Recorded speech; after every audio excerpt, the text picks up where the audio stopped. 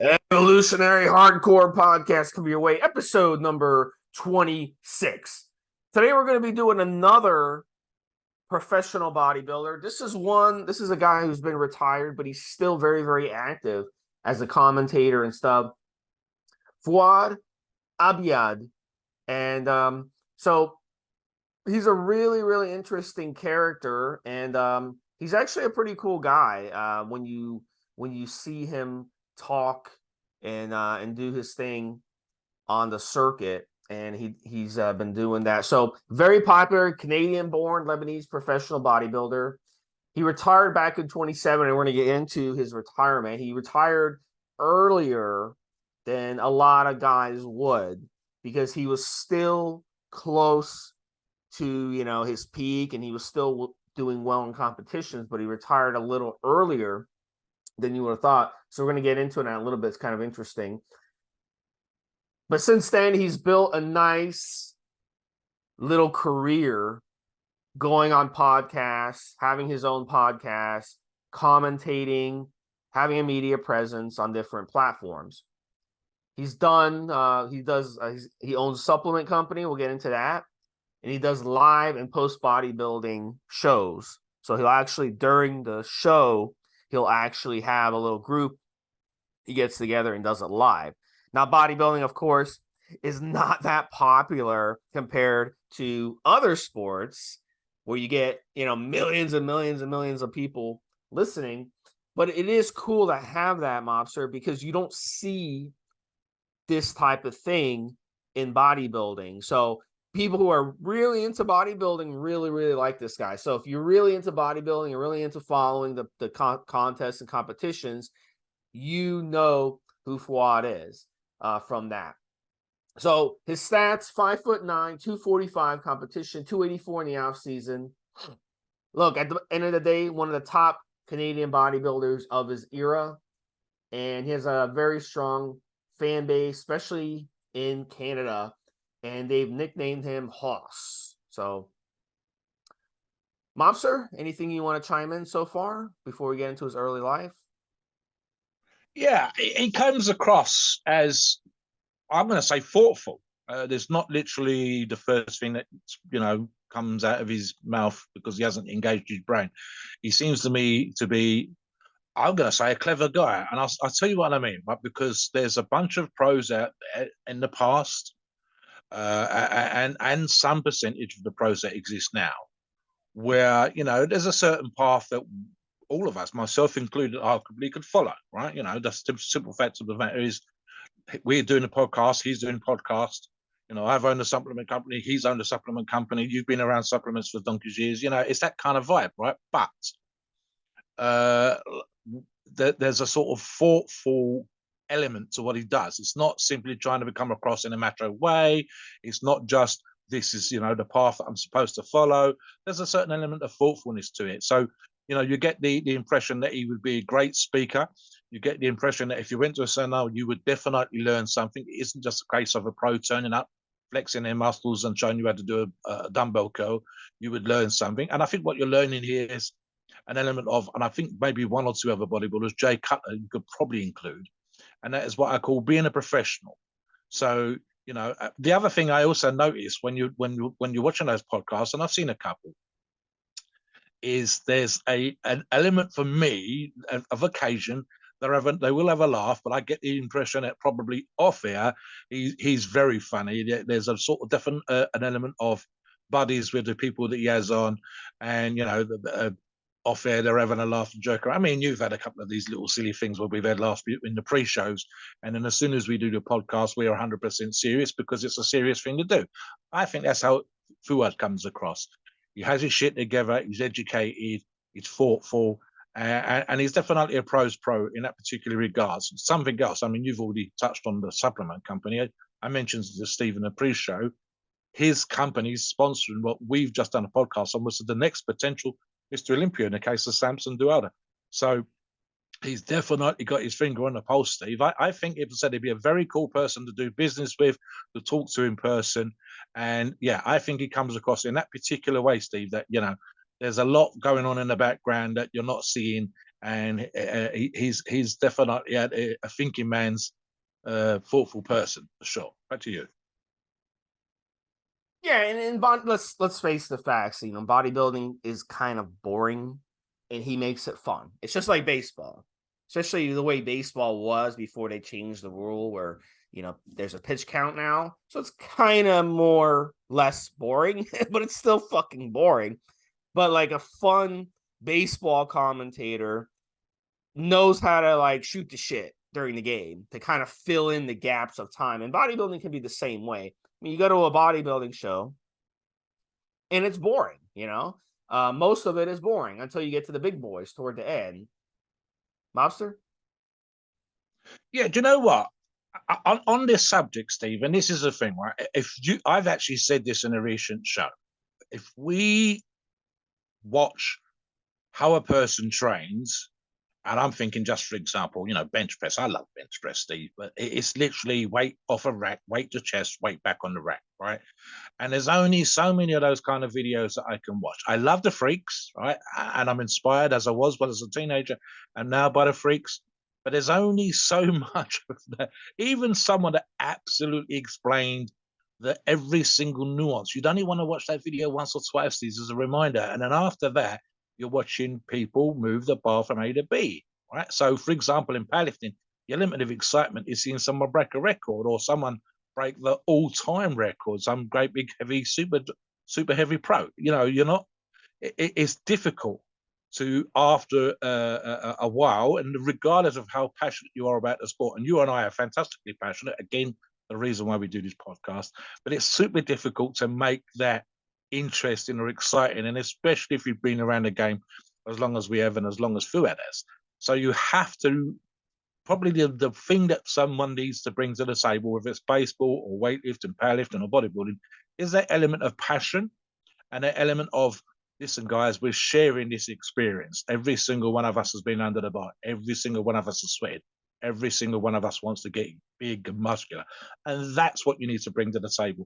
And then, like I said, there's an element for me when I've watched these videos, when he's done these podcasts, of guys are having fun. They'll be serious about what they need to be serious about, but they'll have a laugh too. And you get a great interviewer, and I think he is one of those people that touches upon that, is able to get those little idiosyncrasies, those little stories, the little sort of background stuff out of his other podcast members and bring that to the table. And that's what makes it interesting, because otherwise it's, big legs, big arms, big chest, who's going to win? And that would be a very short live show for sure. You'd just literally be waiting for the title to come out. Back to you. Yeah, and I listening to him, he's actually way more engaging and interesting than the guests he has on it. So he definitely has a gift for this. So we'll see if he kind of moves his way up in this and becomes one of the bigger commentators. So early life, born in 1978 in Windsor, Ontario, the Lebanese parents. Fouad grew up like many pro bodybuilders. He was a skinny ectomorph. When he started lifting weights and he started eating, that's when he started blowing up. By the time he was later in high school, he played a lot of sports. He was a fast, agile kid. But then later in his teen years, he started to play football. He gained an absurd amount of weight, and he got up to over 225 pounds. So we see this a lot with skinnier guys. They, all their life, they're skinny, and then they start eating. And again, it's kind of like small man syndrome. He's only 5'9". Only, I think in Canada, well, I know in Canada you have a lot more taller people. You've got a lot of, old, it's like the British in Ontario. It's a lot of British ancestry, German ancestry. They're much taller than 5'9" usually, Mobster. So you want to get bigger, you want to get wider, and that's what happened here. And he was able, once he started lifting weights and eating, to really blow up and become huge. And that's what happens in these situations. But in the process, he got chubby. So we're going to get into his nutrition later, because I dug a lot into his nutrition. And we're going to talk about that in a second. Be really neutral on that. Early 20s is when he fell in love with the sport of bodybuilding. His first show he attended as a spectator was a Toronto Pro. And he was blown away at what the human body was capable of achieving. This led him to start to dream about one day being a pro himself and being on that stage at the Toronto Pro. And as you can probably figure out, he ended up being on stage. And we're going to get into this competition history late in just here in a second. So here's the thing, though, Mobster, because I believe you did the same thing. To make ends meet, once you start getting into bodybuilding, he had to do what he had to do. So being a big dude, 5'9", 220 some pounds, he's a big dude. He's a big, strong dude, right? So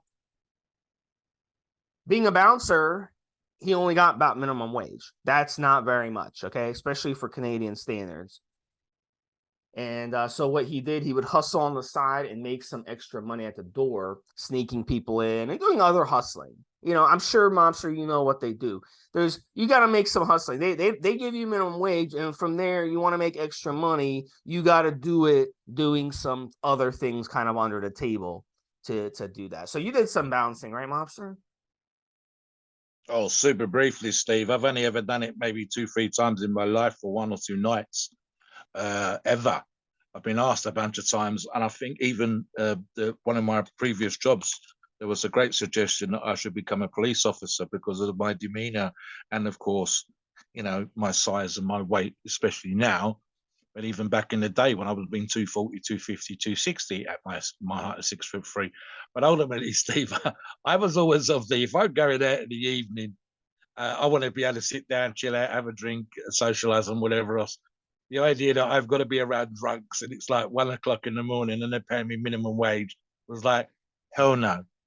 I've literally only done it a couple of times in my life as a favor. And funny enough, I've actually qualified because we licensed in this country to do it. The security industry, SIA, you have to get. I've done all of that, and funny enough, and passed the test absolutely no problem. It never went as far as purchasing the license. And again, it's one of those things. Obviously, the perception of how I look and walk and respond to people and whatever else, and say, no, you should do it, you should do it, you should do it. So definitely people think I should do it and definitely think I do it, but I don't. I've honestly literally only done it maybe a handful of times. But in fact, the point that you just made is the same in this country, Steve. And I can think of 2 or 3 very capable people who do that kind of work. And pre-COVID, the wages were fucking awful. If you say minimum wage in Canada, it was a little bit more than minimum wage here. And I'm thinking ex-army, a couple of them PTs, trainers, coaches in the army, in the military, and then they've got off and got qualified, and then they've done like 10 years on the doors, as the job title sometimes is called here in UK, and then to just be told, it's 11 or 12 pounds an hour. No, absolutely not. So they've actually refused to the point where they've made a name for themselves and they demand more money, but they are 2 or 3 people I can think of super capable. I can imagine in this situation, you need to be able to meet and greet, you need to be able to deal with bullshit, and then of course when the time comes, you need to be hands-on. And yeah, so there's a certain personality type that seems to enjoy it the most. Money-wise, I can completely understand the side hustle. I really can. That's actually been a huge issue in the industry with regards, for example, letting drug dealers in or people slipping you a few bucks to let them in when they shouldn't really be in, that kind of thing. I get it. I understand it because, again, you're paying people the least amount of money you possibly can. And ultimately, at some point, not every single time, not every single night that you work the door, there's going to be a fight. There's going to be glasses and bottles and chairs and punch ups and whatever else. And then minimum wage just doesn't cover that bullshit. It really doesn't. So yes, I get it. I absolutely understand it.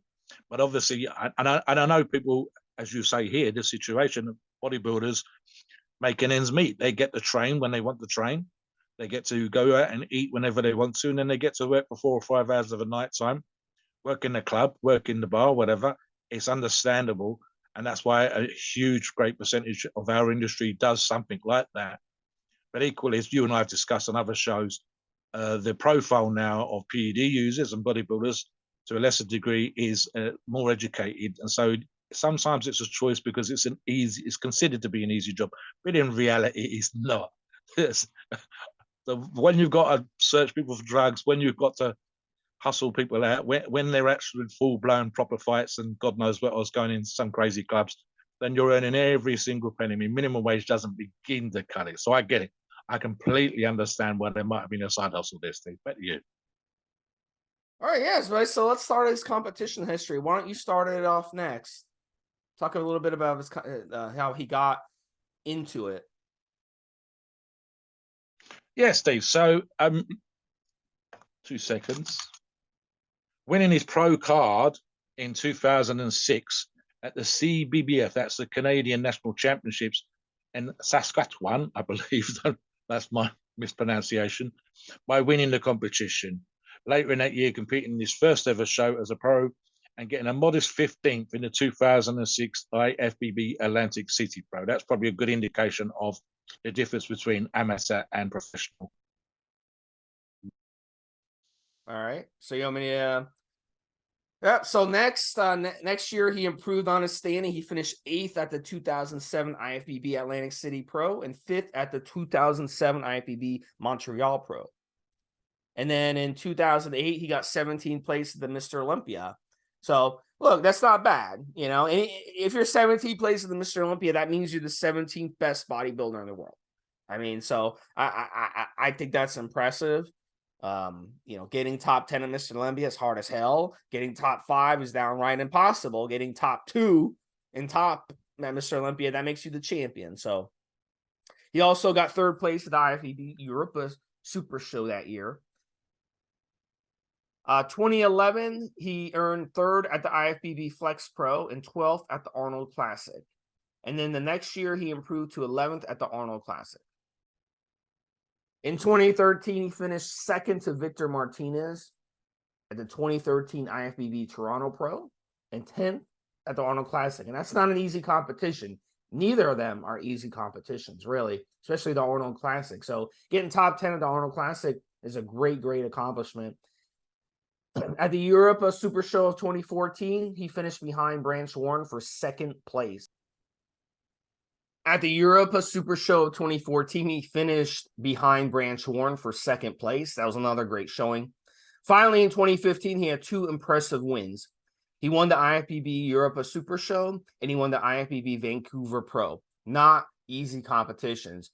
He also finished 2nd place just behind Max Charles at the IFBB Tampa Pro. So, look, he showed that he was capable of doing a lot of amazing things.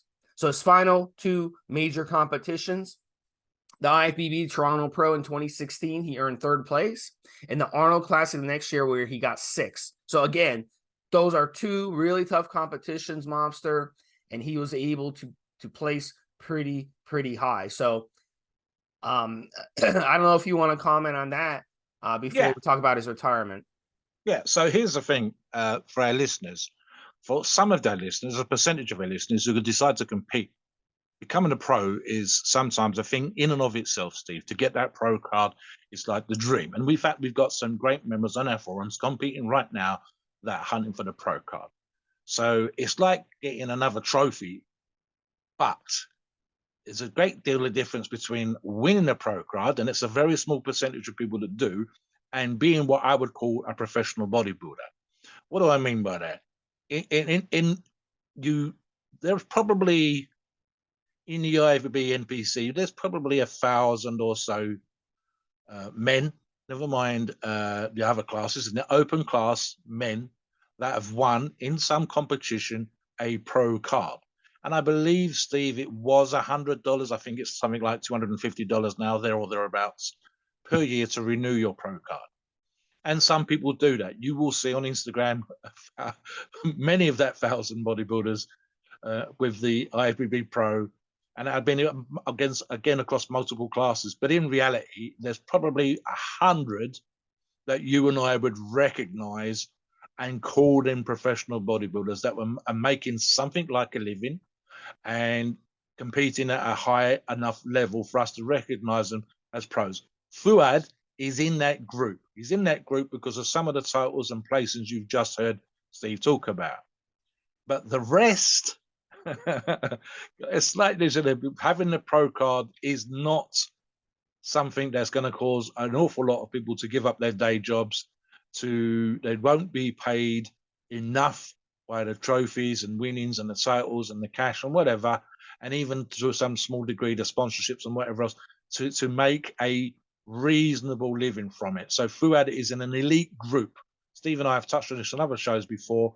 Essentially, there's probably 100, maybe a little bit more, Steve, that are out there in that group that are making a mark, that have something like a legend, that will have some kind of impression on the history of the Iron Game. Fouad is in that very small group of maybe 100 right now, and maybe 200 or 300 like ever, Steve, that you and I would recognize. I've got a million magazines, thousands of magazines for sure upstairs, and the people were big at the time that they won a competition, and I'd have to go look them up now. Fouad is not going to be one of those guys. He's going to be someone that you and I will recognize 10 or 15 years down the road. Back to you. So let's talk about his retirement. So his fans were very upset when he announced his retirement after the Arnold Classic. And look, he talked about several reasons why he decided to retire. The two main ones were business and health reasons. And look, on the business side, and I'll let Mobster get into the health side, but on the business side, he wanted to get more involved in promoting supplements and contests. This would earn him far more money, potentially, than traveling around the world competing for trophies and small checks. He also wanted to grow his podcast, earn repping opportunities, and work on his ownership of Hostile Supplements. So he put out a video talking about his retirement. If you guys take a look at the article, it is linked in there. So, and I'll let Mobster talk about the health side of why he decided to retire. Yeah, so any sensible top-level professional bodybuilder and competing amateur, Steve, and of course you're big on the blood test, and arguably not just the numbers of the names of and places I've just mentioned, but in fact all steroid using bodybuilders arguably should be getting blood tests. And we do that for a number of reasons. So basically, Fouad said that he was having multiple blood tests, as he's supposed to, as we've just talked about, and he was getting markers that were bad every single time. And this is, you've got to remember, as a top professional bodybuilder and competing to become a top professional bodybuilder, he's having these tests, he's taking PEDs, and he's probably not giving himself enough of a break over those times to consistently get those numbers coming back. And then what he also happened around the time coming up to the last show that he retired at, you had George Peterson passing away, then Sean Roden. And of course, since then, we've had others. And he was seeing blood work again and again and again. He says it wasn't worse than it had been at any other time, but I wasn't happy with it. And in the context of everything else, I pulled the plug. Basically, and we're going to get into the way that he could make money in terms of his supplement company, Steve. There was a easier route to making money in bodybuilding, and it wasn't going to be on stage. I think we talk about this in the article where, you know, and I can think of guys that are still making great money now. Jay Cutler would be a great example, Steve, but especially back in the day. And I think Ronnie Coleman, you're going to get $10,000 a weekend. You could do, you know, 40 or 50 of those weekends a year. That's $400,000, Steve. And then you're talking about the arguable sponsorships. Jay Cutler was a great example of that. Even before he was Mr. Olympia, he had 16 companies sponsoring him. Fouad wasn't in that group, and he saw an opportunity to better his health, which is just good old-fashioned common sense, Steve, and doing the right thing, and B, I can put more of this effort that I've been putting into training into my business, and his business has become successful. Absolutely. As I touched on earlier in the podcast, guys, he's now sponsoring someone that we recently did a show on, Samson Dualda, and Samson has the potential right now. Steve, as we're recording this podcast just last week, there's a video that's come out of Samson at 350 pounds and still relatively lean. He has, you and I discussed in our podcast whether or not he has the potential to miss Mr. Olympia, and we said yes. He's right up there. And Hostile, Fouad's brand, has him as a sponsored athlete. That says to me that Hostile's got his finger on a pulse. It's a successful business, and with Samson as the face of their business, as well as Fouad, there's a potential to go above and beyond whatever it is right now. And that is a way to make money outside of competing. Now, I get it. I loved competing back in the day, but there comes a time when you have to stop, either A, because your placements are dropping off, or B, as in Fouad's case, especially in professional bodybuilding, it's just not about your health anymore, and you're not rolling the dice anymore. Plus, I think we've discussed this online, Steve, on the forums, where we say you get to a certain age, and the dice that you were happy to roll before, you're no longer happy to roll. And I think Fouad saw that. I think he maybe realized he was never going to be Mr. Olympia, and he see people that he knew, that he was buddies with, dropping by the wayside when they shouldn't have done, and said, you know what, not for me, not for me. I can do something different. And arguably, Steve, I'm going to say better. Not just because he was a good pro, a great pro. I said top 100. But now he's making his name probably bigger than he ever did before, Steve, just in himself, doing the podcast, doing the videos. The company's doing very well. And like I'm saying, he's sponsoring one of the best athletes that's out there right now, someone who has the potential to go above and beyond anything Fouad does. So I think I can see a great potential in the future. But yeah, talk about what it would mean for you if you was in the same situation and you're seeing those Yeah. markers come up, Steve, because you're a big guy on the blood test. Ultimately, you have to Yeah. make that kind of decision. Look, it hits you a lot harder when you know these guys. It's one thing to just sit at home and have an Instagram account and follow bodybuilding and love bodybuilding and watch the interviews and be a fan, right? It's another thing to actually know these people in person, to interview these people, to hang out with these people, have dinner with these people. Sean Roden, George Peterson, John Meadows. He was friends with all these guys. He's a likable guy, and he also friend with Ian, who we talked about on a previous hardcore podcast. And look, at the end of the day, when you see these people who are your friends, who are your, who you talk to all the time, who, at the end of the day, you're watching this is real life shit. And it's kind of, it hurts. It's shocking to see people like the people I work with on the forum, Mobster. If something happened to you guys, it would hit me a lot harder because I talk to you guys, we do the podcast together. It would be like, wow, this is serious. And it would make me think twice about what I was doing. At the end of the day, he also loves his mother. We're going to get into that also in a little bit when we go over his nutrition. He does videos with his mom. And, to leave your mom, to put your mom in a situation where she has to bury you, that's the worst thing you could do for yourself, guys. Listen to me on that one. Do not die before your parents die. After your parents die, then do whatever the fuck you want. Go skydiving, go, go do whatever the hell you want. Eat shit, do drugs, do whatever you want. That's fine. But when your parents are alive, don't make your parents bury you. I've seen people, I've had friends who have children that have died. They're never the same. And that it's something that you will never be the same after that. We see that with wars, mothers who are crying, when their children die in war. It's heartbreaking, and to see that. And so you cannot do that to your parents. And I think that's what his love for his mom really led him to do that. And also another thing, let me just talk about blood work for a second, Mobster. What are the things that he could have saw in his blood work specifically that had him concerned? To me, it's the cholesterol. Your total cholesterol levels over 200 consistently for years and years and years. That's going to happen when you are that big and you're running anabolic steroids and abusing anabolic steroids, which you have to do to place at these competitions. It's going to push your total cholesterol levels sky high. It's going to push your good cholesterol levels down. It's going to push your bad cholesterol sky high. Heart, blood pressure. You could take medication, okay?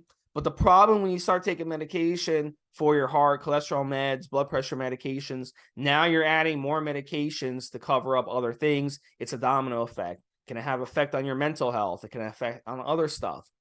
So, also kidneys, his liver, the kidney values, blood urea nitrogen, BUN, creatinine levels. Those are going to be high when you're holding so much muscle and you're running anabolic steroids and abusing anabolic steroids. That's going to be high for years and years and years and years. Okay. That's just the way it works. You're also in the gym. You're grinding in the gym. You're taking all these supplements. It's going to be high. That's normal for a bodybuilder, but it's not a good thing because it's really causing your kidneys to have to do a lot more work and overwhelm them. Same thing with your liver. Your liver is going to get overwhelmed. It's going to have a domino effect on everything in your body. So if your organs, your heart, your kidney, your liver aren't functioning optimally because they are having to do so much work, it's going to affect everything else in your body. All right. So no doubt he started noticing he was having trouble sleeping. He was having trouble with energy. He was fatigued all the time. He was getting, like different issues when it comes to being dizzy and just was not able to live a quality lifestyle. And that's an issue. And, at the end of the day, he's got to make that decision where, you know what, enough is enough. And I agree with you, Mobster. He realized, look, I've won two major competitions that he won. All right. What else does he have to prove? What's the next step from there? Pretty much Mr. Olympia, getting a top 10, top 5, top 3 finish in the Mr. Olympia. And he realized, you know what? It's just not going to happen. My genetics are just a hair below these other guys. Maybe also my nutrition is a hair below these other guys. We'll get his nutrition, which definitely was not the most optimal in a second. But look, that's really what ended up happening here, and I completely get it, Mobster. It's definitely a reality check. And when you keep your head in the sand, like a lot of these guys do, and look, I interviewed Boston Lloyd 2-3 times on my previous podcast. You guys can dig into those. I've done thousands of podcasts, but you can dig into that one. I talked to Boston outside the podcast about this stuff. And he told me straight up, he's like, Steve, I don't get my blood work because I don't want to know. No. And he kept his head in the sand and he died at a very young age. Fouad, on the other hand, wanted to know. And when he got the blood work done, he said, oh my gosh, this is not plausible. I'm going to die at 45 or 50 years old. And I don't want to die at 50 years old. So he was like, you know what? Let me just get away from this. This is not a safe sport. Bodybuilding is not safe sport. And look, you don't have to compete to still look good. He still looks good to this day. I mean, you look at him in in this podcast or whatever, you could tell this dude he's a big dude. So yeah, he's there was no reason to just kill yourself over a trophy. So that's pretty much sums it up, Mobster. Go ahead. Yeah, something you said in that portion there, Steve, I think touches home, right? So, for example, you mentioned Boston. I believe he was 35, which is no age at all. I've had a few buddies that have trained, funny enough, not relating to PEDs that have passed away. I did a post just this weekend on the forums about, looking good, feeling good because we train, because we eat clean, because their lifestyle is for the most part outside of PED is quite healthy. And, I used myself as an example, saying that I've lost 2 brothers, one to recreational drug use, the wear and tear, although he'd stopped. By the time he passed away, he still passed away. One more alcohol related, and yet I'm the eldest of 4 brothers, So, and something you said as well, which I think was very interesting point. If it happens, we will probably be blown away, you and I, if one of the guys that we call one of our regulars, one of our team, one of the reps, one of the other moderators falls down dead because of PED use, because of training, because they were ignoring health signs and whatever else, and it will have a massive impact on the forums. Touch wood, so far to date, at least in my experience, Eva, hopefully you haven't had it as well yet. We haven't had that happen. And maybe because you and I are big on the blood test and sensible use, and this is the same thing for the thing. So here's the thing, guys. Takeaway lesson just from this portion of the podcast is that a top professional bodybuilder saw what they didn't want to see and decided enough was enough. It just wasn't worth them pushing the envelope in that regards. And arguably, as I said a few minutes ago, is actually the better for it because the impact they're having on the sport in a different way and arguably successfully in their own life as well. They've actually done probably better not being a top professional bodybuilder because of the supplement, because of the company, because of the podcast, and because of the impact they're having on the rest of the sport as a whole than they would have had as a top professional bodybuilder, arguably even maybe, Mr. Arnold or Olympia winning bodybuilder. They've actually taken a slightly different path, and I'm saying probably more successful in that particular regards. I'll jump back in now on the training, Steve, and something I've very briefly touched on in the pre-show with Steve in terms of the training. I'll read from the article and then I'll comment. So it says that the style is interested and believes in not worrying about your next set, rather you should focus on the set you're doing right now. Now, we've got links to videos. You can watch him doing a back workout, the straight sets, 4 sets at a time, with the weight being the same. So here's something that I spoke about with Steve in the pre-show. And funny enough, I touched on this briefly in a podcast not that long ago.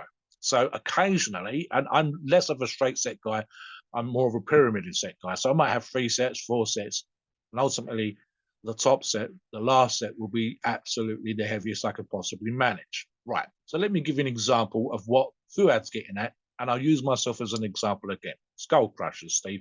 I'm trying right now, in fact, I'm succeeding right now, with repping 180 pounds on an easy bar on skull crushers. But Steve, it is goddamn heavy.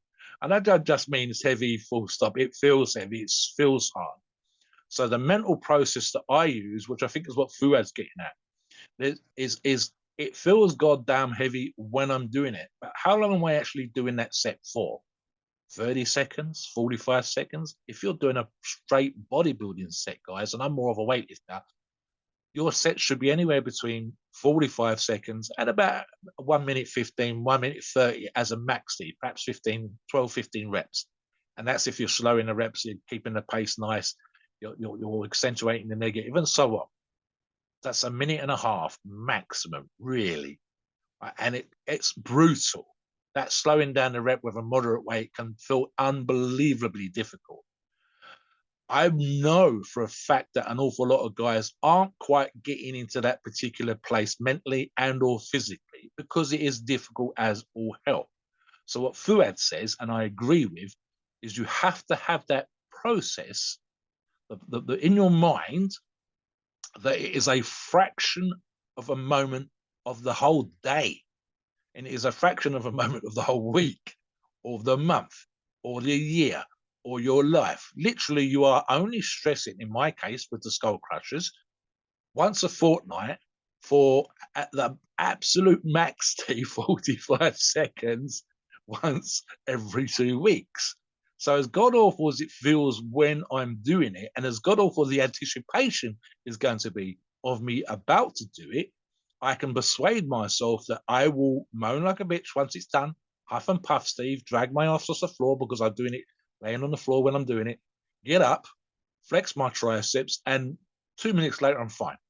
Hell, most times when I do arm days, I'm doing a podcast with Steve straight after. So within 5-10 minutes of the workout finishing, I'm sitting here doing a podcast like I'm doing right now with Steve. Legs this morning, god awful, Steve, god awful, and here we are chatting away. Do I sound like I'm dying? No. So there's an argument to be made, and I think that does very well of thinking. If you want to get to Fouad's position in life, you want to be a top level professional bodybuilder or weightlifter or powerlifter or arm wrestler or whatever, you need to put yourself physically and mentally in a place where it's awful, but in a good way for a moment, and just push into that crazy, fucked up, need to get this done kind of place. Put your muscle under crazy, crazy stress, make it grow, make it harden, make it get stronger, and realize it is literally the pain, the discomfort, the oh my God, that's heavy, is for a moment. And in his case, with the 4 straight sets, Steve, you recover 60 seconds, you're ready to go again. And again, you're only doing total is 4 minutes training if you do those 4 straight sets and then 90 seconds each out of a day, out of an hour. So yeah, guys, be uncomfortable, go there, do what Fouad does and think like Fouad and grow and get strong and get more muscular. Absolutely, Steve. What do you think on that before we talk about nutrition?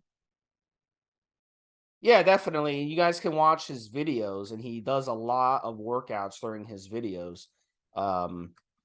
And it's kind of cool to watch. He's got a lot on YouTube, a lot of training videos he does, and he trains with some of the other his buddies up there in Canada, and they do some workouts together. So it's definitely a good watch for sure. So let's get into his nutrition. So He does a video, one of his most popular videos with millions and millions of views, is where he goes budget grocery shopping. And he talks about this because, as we mentioned earlier, when he first got into bodybuilding, he had to budget shop because he was working as a bouncer and he didn't get paid much. And some nights, he wouldn't make that much cash under the table.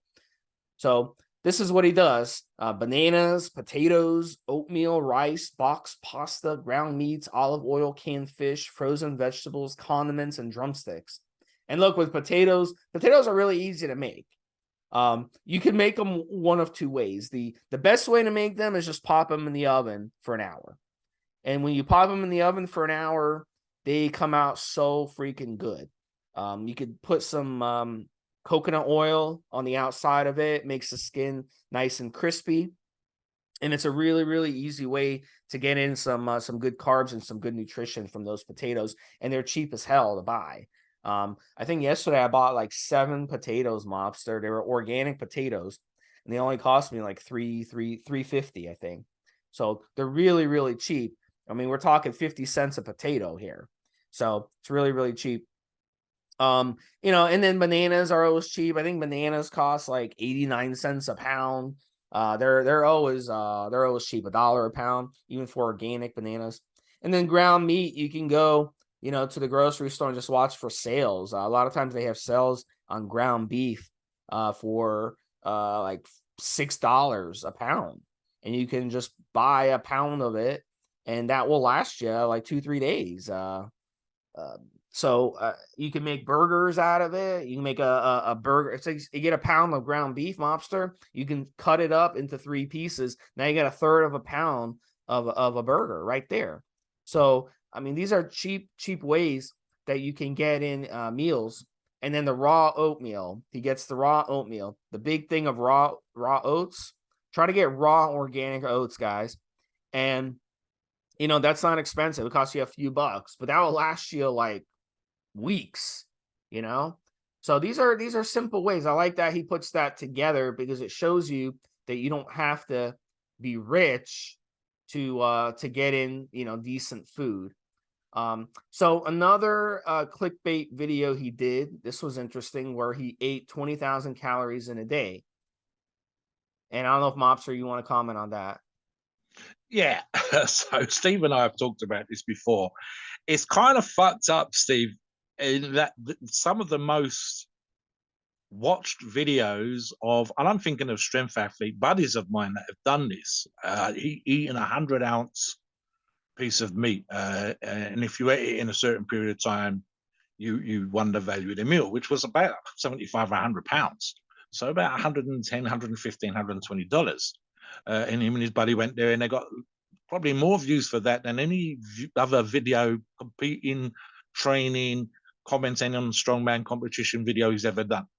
And you and I have talked about Carly Muscle doing something like this. Carly's actually changed his tune very recently, and perhaps we'll do a podcast that in the future. But Carly used to go to different fast food joints and literally try to eat every single thing on the menu.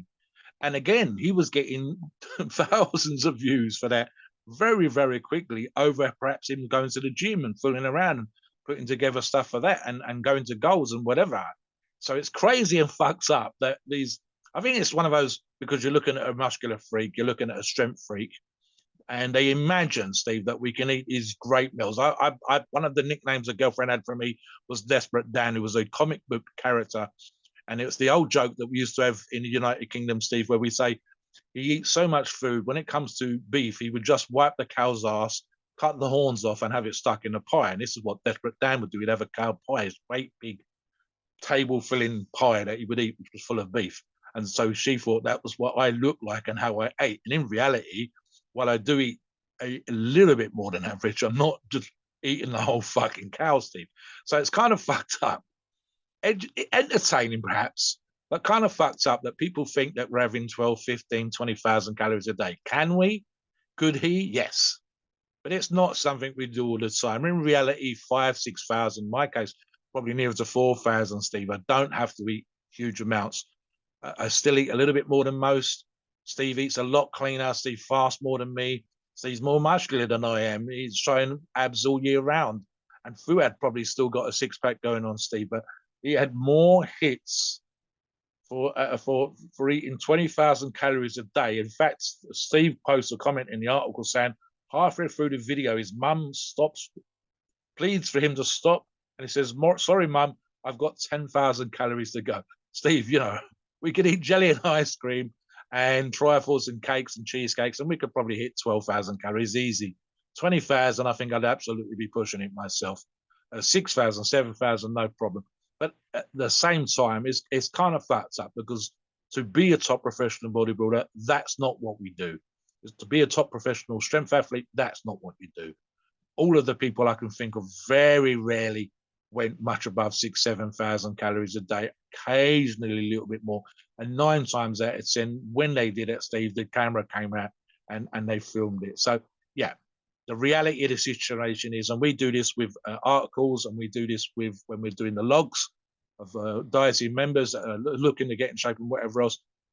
9 times out of 10, we're looking for clean carbs, moderate fats, high protein, good fiber, and veggies and stuff like that in your diet, and fresh juices and fruit, rather than cheesecakes and if it fits your macros and putting 12, 15, 20,000 calories away.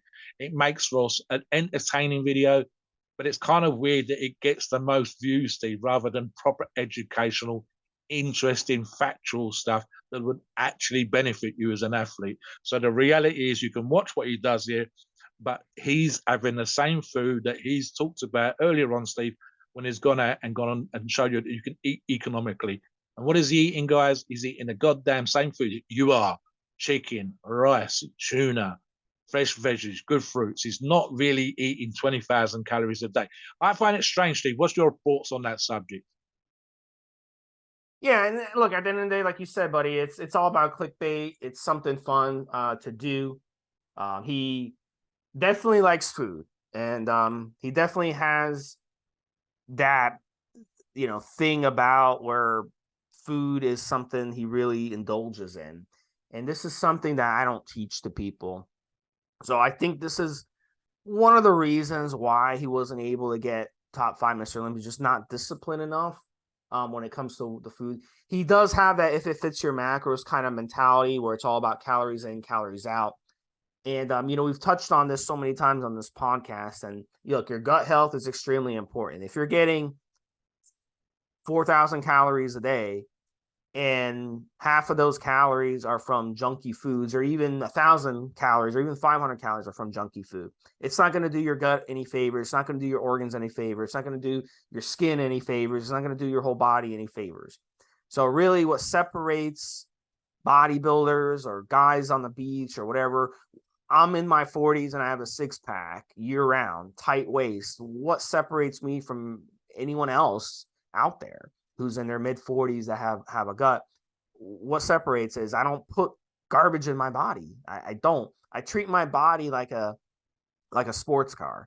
You wouldn't get a Lamborghini and spend $100,000 on a Lamborghini if you're self-made and you work really hard, right, to make your money, and it took you years to save the money properly, and then you spend it on a Lamborghini because that was your dream car ever since you were a kid, and then you're going to go put 87 grade fuel in your Lamborghini, or not even 87 grade fuel, Mobster, 40 grade fuel or 30 grade fuel in your Lamborghini, which I don't even know exists.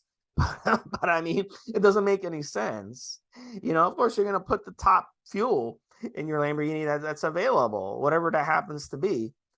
You've got people driving around with luxury cars who only put 93 grade fuel in their car, because if you put anything less, it can screw up your engine. So consider your body an engine. So that's one area where Fouad definitely could have improved over the years.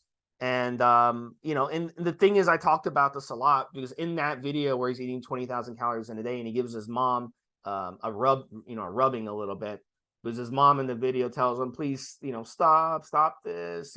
She's kind of being playful with him. And he's like, sorry, I have 10,000 calories to go. So he's having fun with his mom, but his mom genuinely cares about his health. That's why she's saying that. So at the end of the day, the fast food, the donuts, the restaurant food, the pasta, the sweets, the Pop-Tarts, all this junk that he's putting in his body. Every time you put junk in your body, you alter your DNA. So it has an effect, short term, intermediate term, long term. It's going to have an effect. It's going to have effect on everything in your body. It's going to basically make you feel like crap. It's going to affect your bowel movements, and really, at the end of the day, it's going to make you crave those foods in the future. Does that make sense? So the thing is, like, when it comes to food addictions, if you continue eating the same garbage foods, even as a cheat meal, like once a week, oh, I'm going to have a cheat meal once a week, then guess what? You're going to crave those meals forever. You're never going to stop craving them. But if you stop eating them, you won't want them anymore. So that's one of the reasons why you should be anal about what you put in your body and always put clean food in your body, because then you won't crave the garbage food. You'll crave healthy food. Does that make sense? I can remember I adopted a dog, Mobster, and I brought him home. And the first thing I did, I went to the pet store and I bought all these treats for him. And, I never had a dog before. I wanted him to be happy.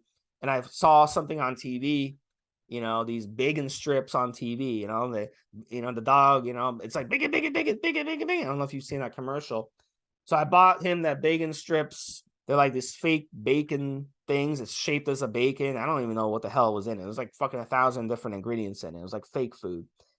And I thought he'd be so happy that I got it for him. So I tried to give him one, and he smelled it and he gave me this look like, what the hell is this? And he walked away. And that's when I was like, damn, I was like, look, it's just advertising. They advertise crap on TV to make it look good. Then you go eat it and you get addicted to it. And then you're craving it more. It satiates you. Then you want to go back and get it again. That's the only thing behind it. It's just an addiction, because there's no way that if you're sitting here listening to this, you're like, Steve, but I like eating McDonald's. I like eating Burger King. I like eating Wendy's. I like eating Chick-fil-A. It tastes good. I'm here to tell you, it doesn't taste good. It's just that you're addicted to the food, and it's become a habitual thing, because I don't crave that food. I find that food disgusting because I don't eat that food. So it's like I'm addicted to like raw nuts, fruit. I mean, I'm addicted to avocados. I'm addicted to some nice bone broth or some beef. I'm addicted to chicken. I'm addicted to stuff like that. Broccoli. That's what I'm addicted to. I like those foods. Those foods are delicious to me. So this is the area where I disagree with Fouad, where Fouad says, well, calories in, calories out. At the end of the day, you're going to gain weight or lose weight. And that is true. Calories in, calories out. But the effects that it has on your body over time makes it really, really not good advice. So that's one area where I disagree with him. And this is why a lot of times you shouldn't listen to guys based on how they look when it comes to nutrition, because really it doesn't mean shit if you look a certain way.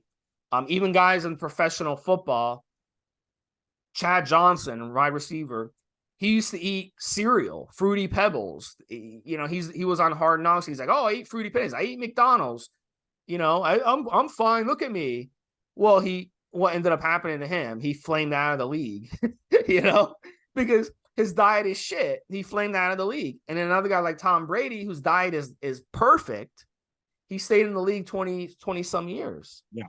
So let me jump in here for a second here, Steve. So one of the things I've said on previous shows, guys, we've touched on if it fits your macros. I said, look at Dexter Jackson. And I've said this multiple times on different podcasts. Dexter explained it quite succinctly, Steve. He was known as the Blade because of his condition. Even when his condition was off, it was still better than most other people's condition.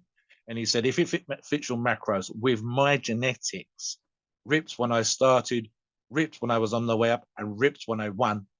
Sometimes less ripped, but always ripped compared to everybody else. If it fit your macros, worked. If calories in, calories out was just the thing, he could have eaten anything, Steve. He could have eaten cheesecake and a protein shake and he would have grown. In reality, he ate clean. He ate clean. He ate the same goddamn foods that we recommended earlier on. The same foods that Fouad actually went out and shopped for that showed it could be done economically. And that's how he became the Blade. And that's how he won his Mr. Olympia, by eating cleanly, by eating healthily. And of course, as we touched upon earlier, and when we talk about momentarily Fouad's potential stack, eating clean, eating healthily is going to help those blood numbers, the bad ones, the cholesterol that Steve touched upon.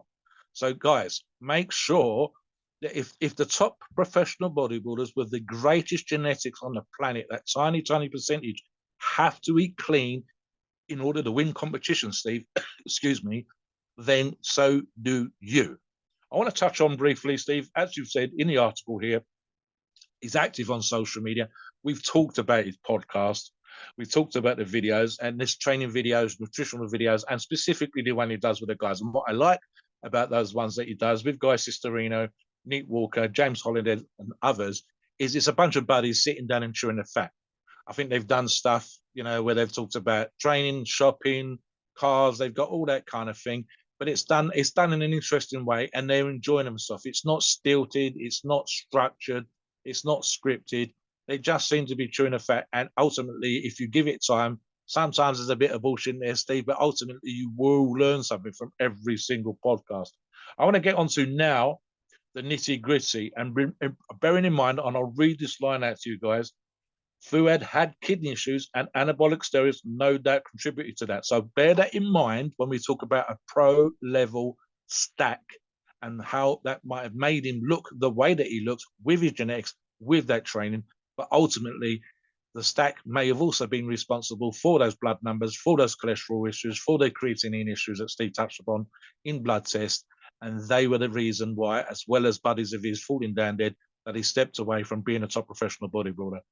I'll jump on the first couple of years, Steve.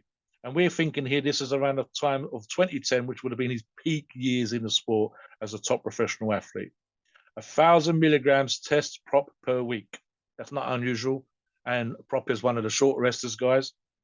1,200 milligrams a week of Trenbolone ACE. ACE is a much shorter rester, as we know. And 1,200 milligrams is not to be sniffed at, Steve. I'm pretty sure that I will never, ever go much over 300 milligrams if as and when in a short while I use Tren. So 1,200 milligrams is definitely pro levels, but there will be a lot of side effects for that, and especially for the majority of our listeners. And then one more, 1,000 milligrams Masteron enanthate per week. Yeah, this is a professional stack, absolutely. I don't think 99% of our listeners would not need to use anything close to that. And you have to remember, and I'll reiterate something we touched on when we talked about Masteron, you need to be lean. So this is a competition stack of someone who's getting lean and is already kind of muscular all year round with abs on display all year round, and then hardening up and looking rock hard, ready for a competition. Jump in, Steve, with a couple more. Yeah, and look, at the end of the day, the reason test prop is used and Tren Ace is used is because they're shorter esters. So that allows you to be flexible with them. So with testosterone propionate, let's say you're on testosterone propionate, you're bloating a little more than you would like. You don't like the kind of watery way it's making your muscles. You could stop using it. It's out of your system in a week and a half. You can't do that if you're running a long ester testosterone. So this is why pros use testosterone propionate, and you sitting at home as a normal Joe, you would be better off not using testosterone propionate because you don't have a competition coming up. You don't have to look a certain way in 8 weeks or 12 weeks. You know what I'm saying? So in your situation, you don't have to worry about being flexible and, being able to start and stop these shorter esters. So for you, it'd be better to not have to inject so often. Go ahead, Mobster. Yeah, I mean, listen, guys, we know how entertaining it is to hear about what we think top professional bodybuilders are taking. But the reality is, again, 99% of our listeners are never going to compete, Steve. I could probably name some of the guys I used to compete with back in the day who are still kind of active in the game, even if they're not competing, and they're still relatively strong, etc., etc. The rest have come by the wayside. So the reality of it is, we like to have the idea that genetic freaks do incredibly well, and then the only reason they do incredibly well is because there's amazing stacks. That's not true. They were muscular and athletes, etc., etc., before they got started, and they would become more muscular athletes once they got started. And yes, absolutely, as Steve said on other shows, it is chemical warfare. But like we said here, for example, with the short resters, that is perfect for a competition stack versus an out of season stack or a growth stack or whatever. And again, something I've never been a fan of it, Steve. So trust me, when it comes to esters, I'm nearly always going to use a longer acting ester purely and simply because there's less injections per week. But the top pros, and especially competing pro, and more so if they're working with a prep coach, Steve, they need, as Steve says, that flexibility. They need to, oh, you know, I'm holding a little bit of water, pull that out. I'm struggling with the trend sweats. I need my sleep. Let's lower the amount of trend I'm taking, or let's use a longer acting ester, and so on and so forth. And there'll be arguments to be made, Steve, for longer acting esters in the off season and much, much shorter esters as you approach a show. And again, because you can pull things out, you can put other things in, you can deal with if you get a short-term illness, travel arrangements, food that doesn't suit your stomach, and all these kind of things. And you know, even upset stomach can cause you to hold water out. So you need to drop the water. You sort the stomach out, you get the good food. I need to drop that water. I need to look good on the day of the competition. And that's what we're looking at here.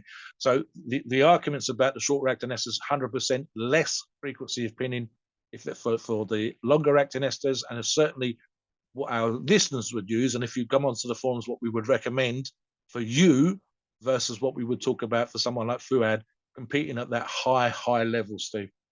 So again, yeah, test procreate, for example, can quite often have a bit of a sting in its tail, aka post-injection pain, versus the longer acting. And that can be just as much down to the carrier oils or alcohols as it can the shorter esters themselves. They tend to have a much higher, dependent upon the user and on the product, of course, much higher chance of post-injection pain, Steve. So yeah, what about the rest here? Primo bowling. Yeah, sorry, I'll let you do it, Steve. Yeah.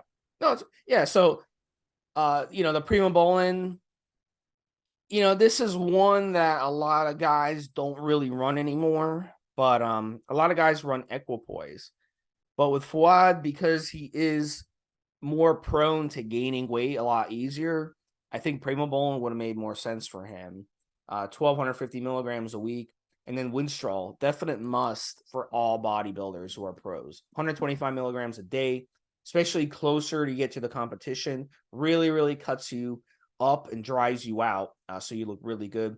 Turinabol, very similar, 80 milligrams a day, but less side effects when it comes to your joints. You're going to get more harder. You're going to get more cut on Turinabol.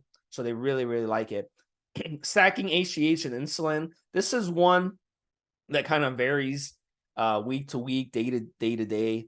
But a lot of pro bodybuilders, to get that huge, they're going to run a lot of HGH and they're going to have to run insulin with it to get that blood sugar back down. So 14 IUs HGH, usually about half as much insulin, 7 IUs. We'll go with 7 IUs on this one. Clen, 140 micrograms a day of Clen. This is one that they're going to play around with. Side effects get too bad, they're going to have to drop the dose. And then, of course, diuretics, especially going into the show, just to dry them out. You don't want to go on stage and look fluffy. And Fouad definitely doesn't have a problem with size, but he, you know, his weakness is cutting down. And that's for most bodybuilders. We're not trying to give him a hard time. Most bodybuilders are the same way these days. Back in the day, it was much different. Back in the day, guys would start out lean, then go into the competition more, trying to put on more muscle. Nowadays, it's the opposite. Now, putting on muscle and putting on size isn't the problem. It's cutting down that's the problem. So you see, that's kind of one. So Mobster touched on that little phenomenon because Fouad definitely had no problem putting on size. He loved eating. Okay, we've discussed this ad nauseum, but he loves food. He loves a lot of questionable food. Go ahead on that. So actually, I've touched on this in one of the shows some time ago, and I talked about an Iraqi buddy of mine who I was coaching back in London, and I had him do a food diary, and it was so bullshit, Steve. He had salad for breakfast, salad for lunch, salad for tea, and I said, "You're lying. I know what you work. I know what you do for a living. I know your family background." And it's similar to Fouad's in the Persian. What do I mean by Persian? Iraqi, Iranian, Lebanese, Syrian, parts of Turkey, and so on and so forth. So here's a problem. Social eating, Steve. So his appetite, as we've already talked about, is going to be good. You're not putting 20,000 calories away on a junk food day if you doesn't have a good appetite. The social eating, and even having his mother come in and nag him during the video is a good indication. So my buddy with the Iraqi background, I said, I know what you're eating in the night time. They're doing the big bowl of food in the middle of the table, Steve. It's like sort of Thanksgiving, if not all the time, very, very close to it. So the evening meal was the whole family. Now, it's structured now in the modern times with what we do, even in Canada for Fouad, is a little bit more flexible. But the family background, that's been probably one of the traditions I can see them keeping. And the food can be slightly different spices, slightly different ingredients, but it tends to be more oily. So you have something like a lamb in some sort of oil, breads, some good vegetables, some good fruits on the table, but there'll be things like chickpea, couscous, moussaka, all these kind of things, the Greek type stuff, all of those. And it's a social situation, Steve. And you reach in and you're dipping and you're sharing and you're passing food around the table. You're not eating 1,000 calories, Steve. You're not having super duper nutritious food. The only tip I gave my buddy was to just have one bowl. And even then, I just got visions of Fouad's mum being exactly the same as my buddy's mum. You're not eating. Is there something the matter? You're going to have that kind of vibe, Steve, especially if you eat the worst, perhaps over in Lebanon, perhaps come from a poor background. So now you can afford to eat. Can you imagine the pressure sometimes that people are going to be under in that situation to eat with the family and have the same food as the family, not sitting there eating tuna and lettuce and rice and trying to be a great bodybuilder? The family situation, the upbringing, the background, the guilt trip sometimes associated with food, that can be very, very difficult. Steve talks about the way foods, and I've actually seen documentaries on this, Steve, specifically structured to be, and I quote, Moorish, meaning the ingredients in there, the additives are being added to create you wanting more of what you've just eaten, even if what you just ate was a treat. So in other words, they want you to eat more junk food when they've created it to be Moorish. That's especially true of junk food, but even regular ready-cooked meals. The family situation, the social situation is going to add another level to it. And especially, as I say, the Persian background, it is sometimes, especially in Lebanon, Steve, it'll be 3 generations of family all in one big house, everybody together. It could be 8 or 9 people at the table. Persian is not Lebanese at all. Persian's Iran. No, I'm thinking Iran, Iraq, yeah. all of that kind of stuff. So all of those areas that the family set up the social eating, and the food will have some deviations. Especially because he was born in Canada and his parents were not. So especially in that situation, for a sort of culture, I can see the tradition being carried on, Steve. So, and again, like I said, if you've come from any country where there was a war, and then come to the America or Canada, your situation's changed. You're no one's bombing you. We can get food in the supermarket, so you're not having to ration stuff. You're not scraping around to get some flour together for bread. So your vibe, your history, your background is going to make it that you're culturally happy for food. What do you think on that before we go into the disclaimer, Steve? Yeah, and food in those cultures is very important. In fact, if you ever go, the same thing in like Northern Africa, Morocco and stuff. I was actually watching a show. It's called Match Me Abroad. I think it's a really funny show where Americans go to other countries. And it's so funny to see the differences in cultures. But anyway, so this American from Mississippi, she wants to meet in Morocco. So she goes to Morocco and she meets this guy. He invites her to dinner and they're sitting around and eating food. And he feeds her this milk. It's like unpasteurized milk. Well, in America, there is no unpasteurized milk. It's all pasteurized unless you go like to the Amish farms or something. So the unpasteurized milk will smell because you're smelling the bacteria. So it's literally fresh, unpasteurized milk. And she's smelling it, and she's drinking it. She's like, whoa, this stuff is completely different than the milk we have in America. But literally, she has to drink it because it's offered to her, and she doesn't want to drink it. And they're all sitting around giving her the side eye. And, so it's like when they offer you food, you have to eat it. So that's part of the reason, too, why Fouad, he is a big eater, because in his family, you go to a relative's house for the holidays and you get offered food, you must eat it. It's considered a huge. It's like in America, if you go to shake someone's hand, they don't shake your hand. It's a huge Yeah, insult in America yeah, to yeah. not It'd be shake someone's rude, hand if offered it to you. So rude. it's the same thing. So yeah, just that's a lesson. If you ever date someone who has a Middle Eastern or Arabic background, that's one of the things you can't be doing. So you might want to think twice about going to their holiday dinner unless you're planning. I would stock up on charcoal, activated charcoal before you go, because you might be eating stuff that you will not that won't agree with your stomach, but you have to eat it. Leave room as well. Leave plenty of room in your belly. So yeah, keep that in mind, guys. Social eating, it can be a big pressure and it can make you break your diet. And there's a certain amount of pressure there. If you've got understanding people around you, it's cool. But that's not always the case. And say culturally can be different. Keep that in mind. Please note, we are not doctors and the opinions are ours. It's our view and based on our experience and views on the topic. Our podcasts are for informational purposes and entertainment only. The freedom of speech and the First Amendment applies.